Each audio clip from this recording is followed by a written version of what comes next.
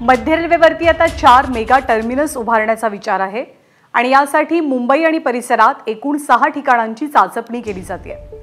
यात पनवेल, कल्याण, कळंबोली, डोंबिवली, ठाणे आणि परळ इथे मेगा टर्मिनस उभारता येईल का याचा विचार केला जातोय।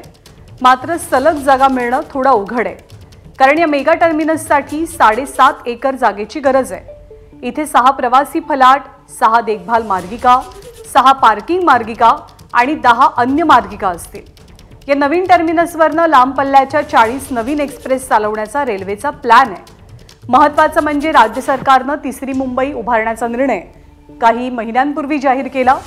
पनवेल आणि कळंबोली ही ठिकाणे तिसऱ्या मुंबईपासून खूप जवळ आहे आणि तिथे सुद्धा हे मेगा टर्मिनस उभारलं जाण्याची शक्यता दिसते। एबीपी माझा, उघडा डोळे बघा नीट।